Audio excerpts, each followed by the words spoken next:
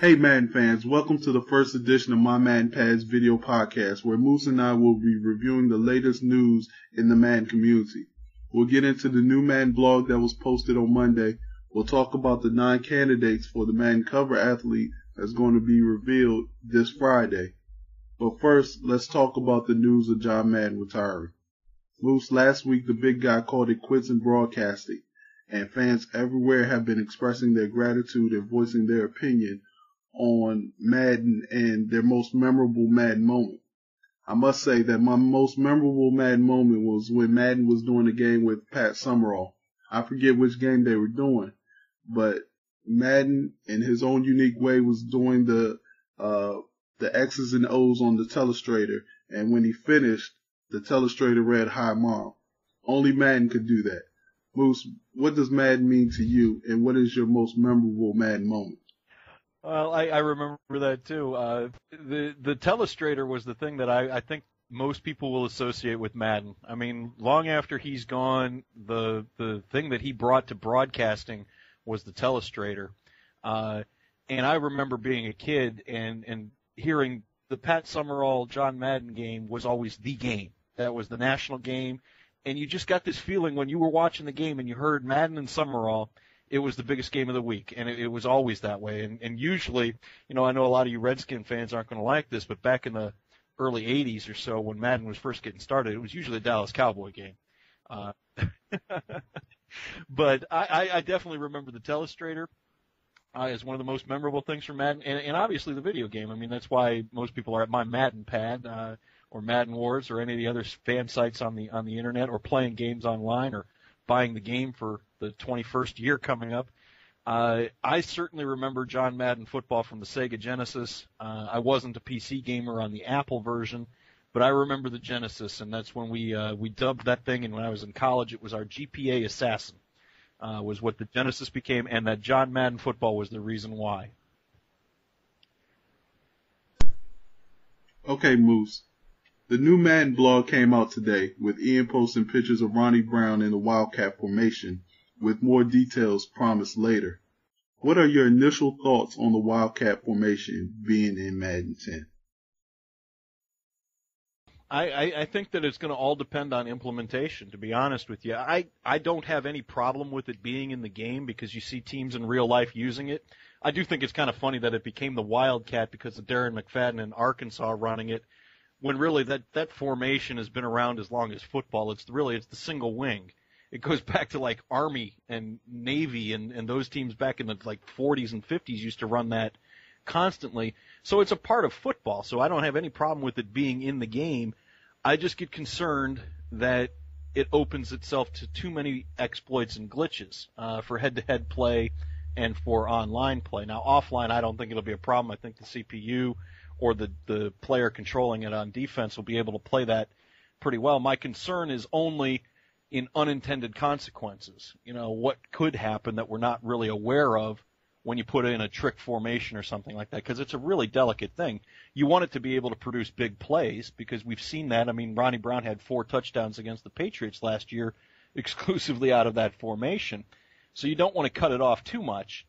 But you also want to be real careful about having it be something that someone says, let's say Mike Vick ends up on a squad this year, which I think he will. I think it'd be right, too, but we can talk about that another time.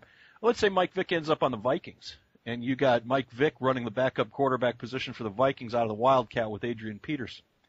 Now, that's going to be pretty tough unless that's a really tuned and you've got a specific defensive play or a specific way to play defense that you can counter it. So I guess as long as they have a counter in, I'm all for it. What do you think on that? Well, my initial thoughts is this. I believe that, this will be fine if EA can do something with the fatigue and make sure that the passing accuracy for the running backs and the wide receivers are not ballooned. Like you said, this is in every formation. I mean, hopefully it's not in every playbook, but there was a lot of teams that used it last year on occasion, so I have no problem with it really being in the game.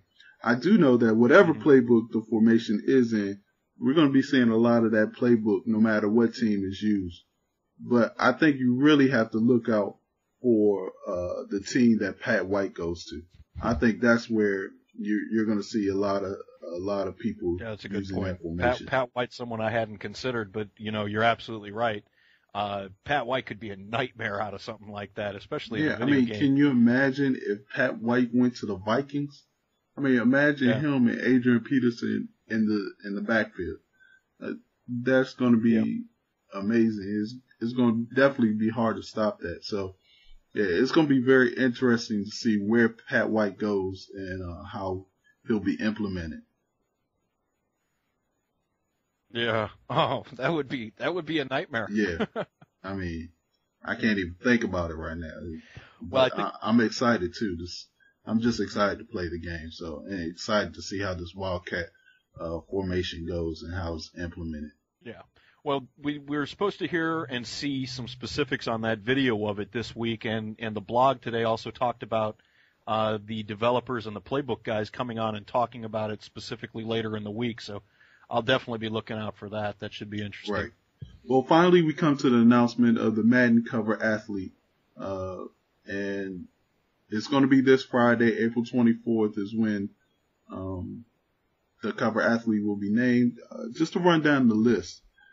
Ed Reed, Adrian Peterson, Brandon Jacobs, Ben Roethlisberger, DeMarcus Ware, Matt Castle, Larry Fitzgerald, Peyton Manning, and Troy Polamalu. Moose, out of those 9 candidates, I know who I'm going to pick, but out of those 9 candidates, who do you see being on the cover of Madden NFL 10? Well, I think I'm going to answer that in 2 ways.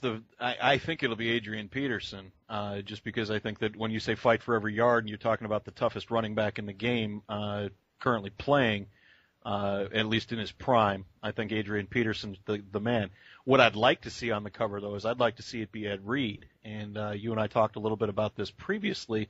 I think that you go back to Madden 2005 and you look at that game, and a lot of people will say, hey, that was the best game in the series. There's some room for debate on that, but most people really enjoyed 05, the introduction of the hit stick, the year of the defense, Ray Lewis on the cover.